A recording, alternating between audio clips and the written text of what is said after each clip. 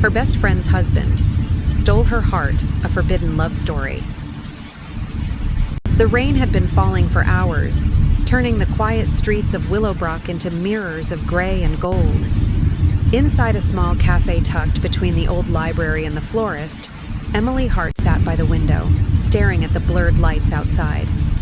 The world felt heavy, not because of the storm, but because of the storm inside her. She had promised herself she'd never see him again.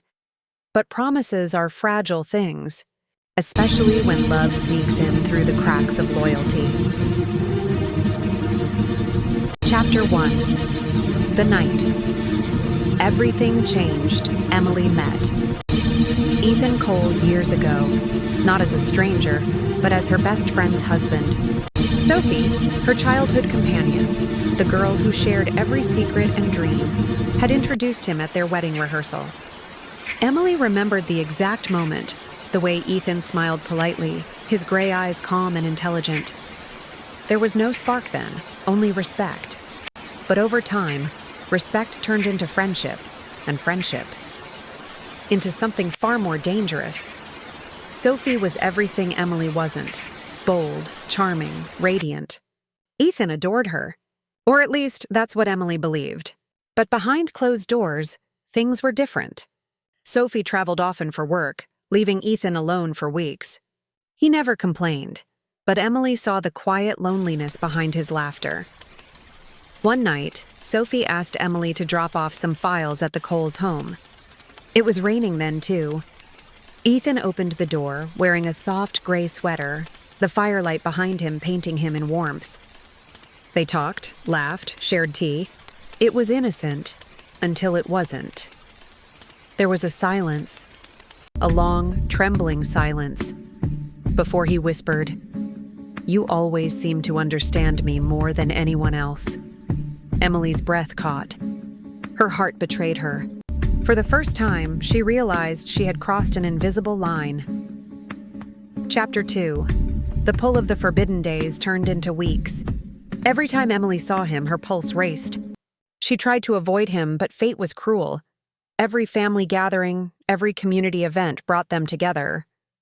Their eyes met. Their smiles lingered a second too long.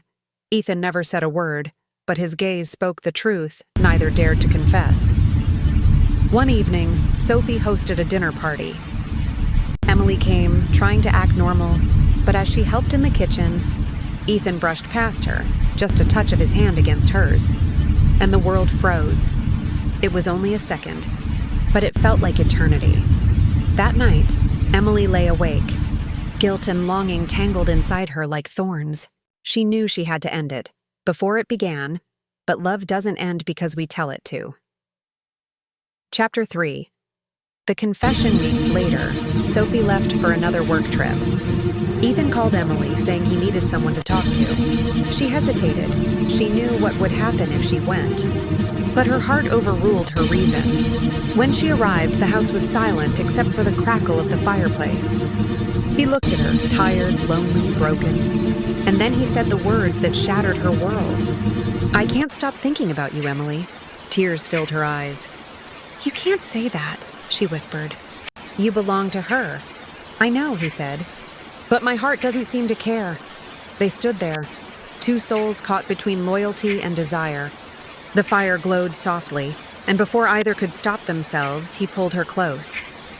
Their lips met, desperate, trembling, full of everything they had tried to bury. It wasn't a kiss of victory. It was a kiss of surrender. Chapter 4. The aftermath. The next morning, guilt tore through Emily's chest. She couldn't face Sophie.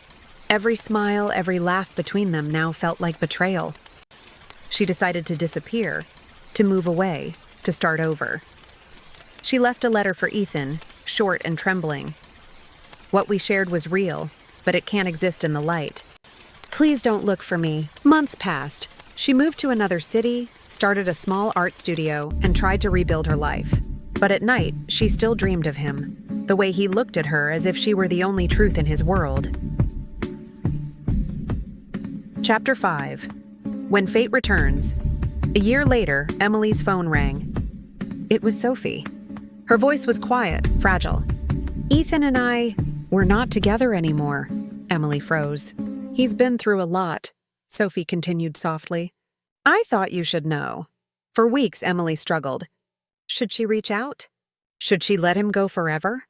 One evening, she walked into a local bookstore, and there he was, Ethan, standing by the poetry shelf, holding a copy of The Time Traveler's Wife. Their eyes met. For a moment, neither spoke. Then Ethan smiled, the same quiet smile that had once stolen her heart. "I've been looking for you," he said. The rain began to fall again outside, just like it had that first night. And this time, Emily didn't run.